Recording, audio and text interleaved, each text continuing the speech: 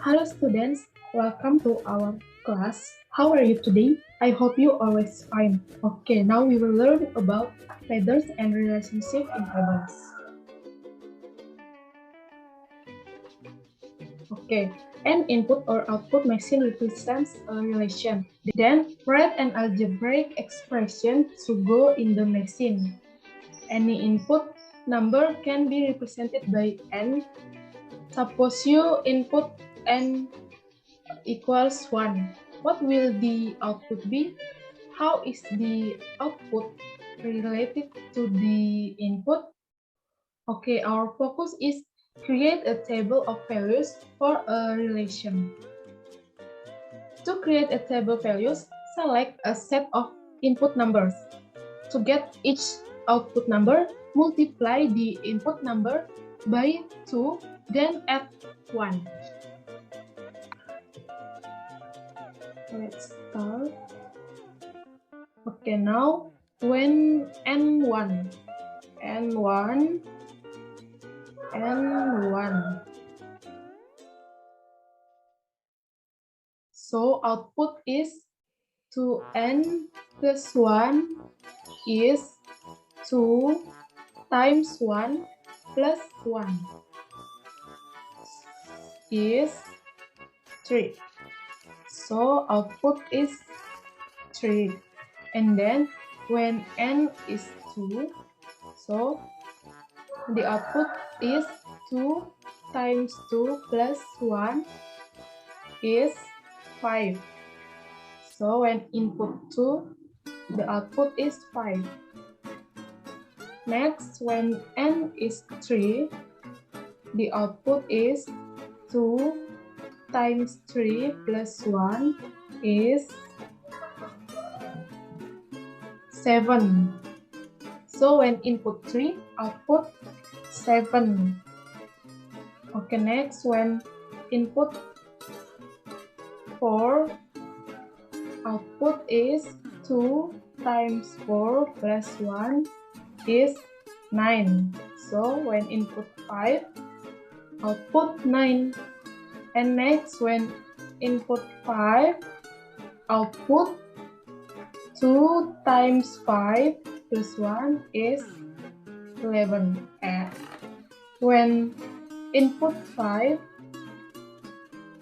output is 11. And so on. We use consecutive input numbers. The output numbers form a pattern.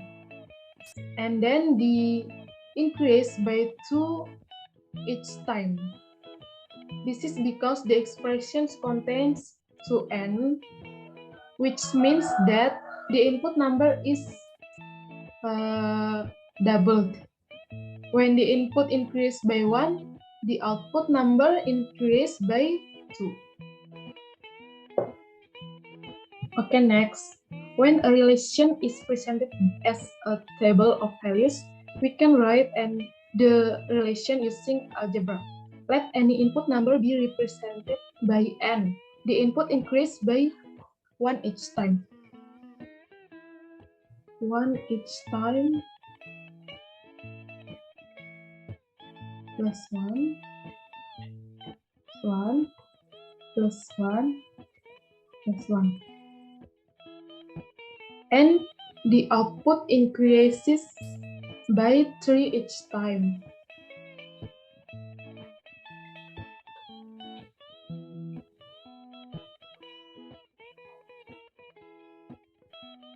This means that the expressions for the output contains 3n.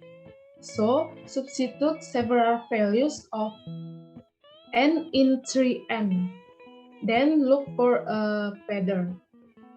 We can see that when n is 1, output is 3n. So 3 times 1 is 3. And when n is 2, output is 3n. 3 times 2 is 9. Oh, sorry, 6. When n is 3. So output is 3 times 3 is 9. And then when n is 4, output is 3 times 4. Result is 12. And then when n is 5, output is 3 times 5 is 15. And then its value is 1 more than the output above the output. That is, the output is 1 less than each value. So the output is 3n min 1. So input is n, output is 3n min 1. Okay, next we learn about graphing relation. We can use a graph to show the relationship between the quantities. Okay, this table shows how for n plus 2 relates to n, where n is a whole number. We could have chosen any input numbers, but to see pattern, it helps to use consecutive numbers. Okay, the same things as before, we do to fill the table.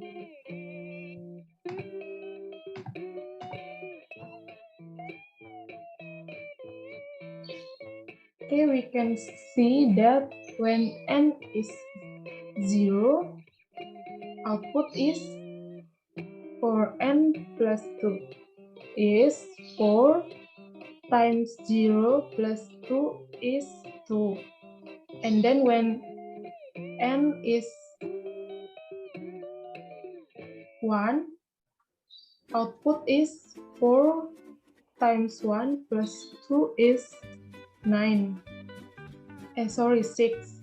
And when n is 2, output is 4 times 2 plus 2 is 10.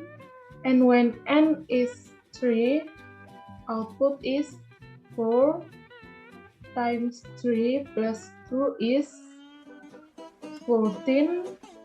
And when n is 4, output is 4 times 4 plus 2 is 18. So we can fill the table. When n is 0, output is 2. Sorry. Output is 2. When input 1, output 6. When input 2, output 10. When input 3, output 14. When input 4, output 18. Okay, these data are plotted on a graph. The input is plotted on the horizontal axis, and then the output is plotted on the vertical axis. On the vertical axis, the scale is 1 square for every 2 units. We can see that when input 0, output 2. When input 1, output 6. When input 2, output 10. When input 3, output 14. When input 4, output 18, and so on. And when we place a rule along the point, we see the graph is a set of points that lie on a straight line. When points lie on a straight line, we say the relation is a linear relation. Since no number lie between the input values in the table, it is not meaningful to join the points with a solid line. Okay, students, thank you for your attention. I hope you understand what I explained. See you in class tomorrow. Bye-bye.